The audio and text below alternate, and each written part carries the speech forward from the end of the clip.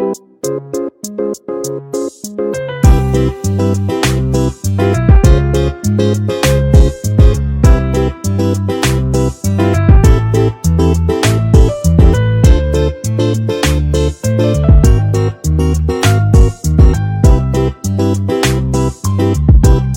मध्ये मस्त आहे। आजची रेसिपी आहे पालकचा ठेसा। तर तुम्ही भरपूर असा ठेसा खाल्ला मिरचीचा, पण एकदा तुम्ही पालकचा ठेसा खा, त्याच्याबरोबर कांद्याची फोर आणि बाजरीची भाकरी एक नंबर टेस्टी लागते। सांगते, इथे आहे ना एक 250 ग्राम भाजी घेतलेली आहे पालकची, ती स्वच्छ धुतलेली आहे आणि कोरडी केलेली आहे। इथे 2 ते 3 हिरव्या मिरच्या आहेत। ह्या मिरच्यांना डाळ ह्याच्यासाठी आहे की ह्या मिरच्या मी भाजून घेतल्या ह्याच्यासाठी की ठेसा जास्त वेळ टिकतो। इथे लसूण आहे, लसूण पण शिलून घेतलेले, छान असे तव्यावर भाजून घेतलेले आहे, ते डाग पडेपर्यंत, कारण ठेसा आहे ना भरपूर दिवस टिकला पाहिजे।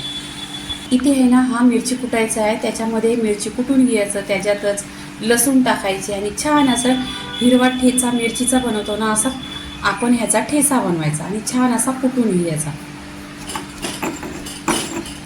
इथे पहा छान असे मिरची आणि लसूण कुटून घेतलेलं आहे। इथे पहा असं कुटून घ्यायचं, दरदर कुटून घ्यायचं। इथे आहे ना गॅसवर तवा ठेवलेला आहे, तुमच्याकडे असाच तवा लोखंडाचा असला तर घ्या, खूप टेस्टी होतो। इथे 1 चमचा आहे ना तेल टाकलेलं आहे, तेल छान असं गरम झालं पाहिजे। मग जिरं टाकायचं, अर्धी चमचा जिरं छान असं तरतरलं, जिरं तरतरलं का इथे मी 1 कांदा कट केलेला आहे तो टाकायचा। छान असा कांदा आहे ना गोल्डन कलर करून घ्यायचा, तेलावर परतायचं, छान असा परतून घ्यायचा। इथे पहा खूप असा गोल्डन कलर।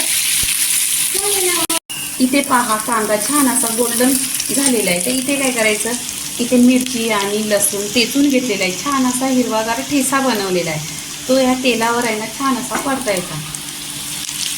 1-2 मिनिटं आहे ना तेलावर छान असा परतायचा, कारण त्याच्यामध्ये पूर्णपणे त्याचं आहे ना ह्याच्यामध्ये एकजीव झाला पाहिजे आणि टेस्ट छान असा आला पाहिजे। आता इथे काय करायचं, मी स्वच्छ धुतलेली भाजी आहे, कोरडी केलेली आहे, ती पालकची भाजी ह्याच्यामध्ये टाकायची आणि इथे गॅस स्लो करायचा आणि काय जालायचं नाही ठेचाने, तर टेस्ट नाही येणार। आणि रेसिपी पूर्णपणे पहा, चवीनुसार मीठ टाकायचं।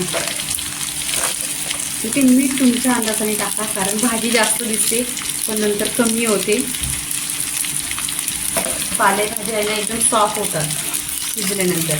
इथे मी शेंगदाणा आहे ना छान असं भाजून घेतलेलं आणि छान असं कुटून घेतलेलं आहे, म्हणून आहे ना दरदर कुटायचं, कारण दाताखाली खूप छान टेस्ट येते आणि एकदम क्रिस्पी। इथे 2 ते 4 चमचे शेंगदाणे टाकलेले आहेत। इथे आता काय करायचं, आपण ठेचा परतून घ्यायचा।